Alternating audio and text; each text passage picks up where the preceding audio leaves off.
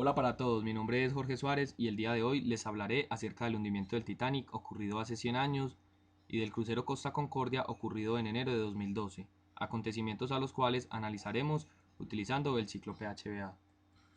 Titanic y su historia. El Titanic fue el más enorme y lujoso barco de pasajeros que se construyó en su época. Se hundió al chocar con un iceberg en una fría noche del 14 de abril de 1912, durante su viaje inaugural de Inglaterra a Estados Unidos. Este accidente provocó uno de los mayores desastres que se conocen en la historia de la navegación, causando la fatal cifra de más de 1.500 muertes. Titanic y su hundimiento.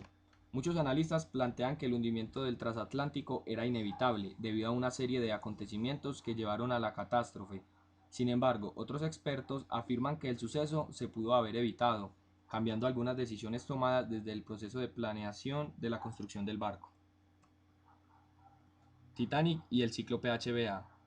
Planeación. Para la planeación del barco se emplearon a los mejores ingenieros y arquitectos de la industria naval, estableciéndoles como meta el diseñar el barco más grande y lujoso del mundo, sacrificando la seguridad de los pasajeros a cambio de brindarle a estos confort y placer. En los diseños se decidió omitir cosas tan importantes como un número adecuado de botes salvavidas y el tamaño de los compartimientos que garantizaran la flotabilidad, haciendo estos más pequeños e incluso por debajo del nivel de flotabilidad. En el acero. En el momento de la elaboración se cambió el diseño en múltiples ocasiones, todo a cambio de tener una agradable vista y de contar con el salón principal más grande y glamuroso. Para la construcción se utilizó una aleación de metal que aún no cumplía con las pruebas de calidad suficientes, pero que la compañía White Star en su concepto de innovación decidió utilizar. Verificar. Esta labor la realizaron los ingenieros y las autoridades marítimas de Inglaterra, que a causa de no tener un registro similar para un barco de tal tamaño, dio por sentado que era apto para la navegación y para prestar el servicio comercial. Ajustar. Era evidente que se debía hacer un ajuste en lo referente a los temas de planeación y seguridad, a los cuales los directivos de la empresa hicieron caso omiso, cegados por los comentarios de la gente, la cual decía que el barco era indestructible y que jamás se hundiría.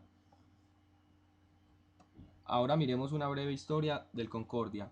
El lujoso crucero Costa Concordia, capitaneado por el capitán Francesco Celetino, se hundió el 14 de enero de 2012. Tenía la capacidad para 4.200 personas entre pasajeros y tripulantes.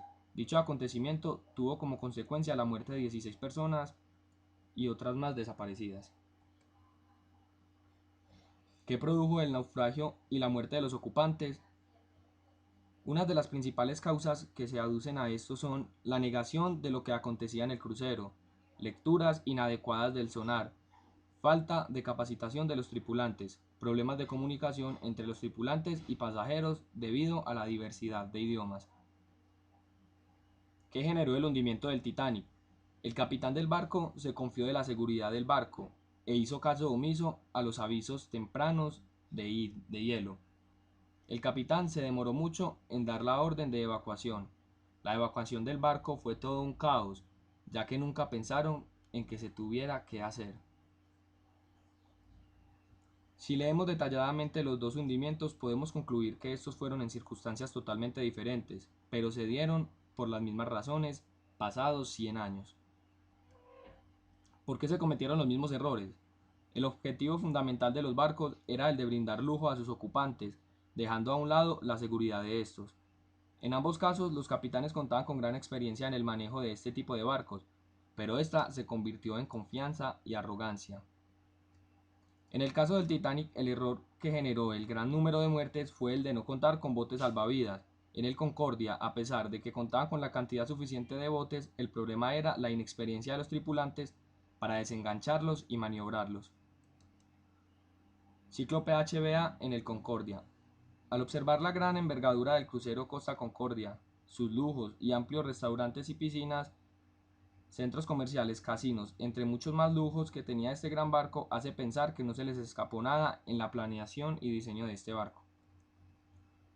Planear. Al momento de planear este supercrucero no pusieron mucho cuidado en la parte de seguridad de los tripulantes.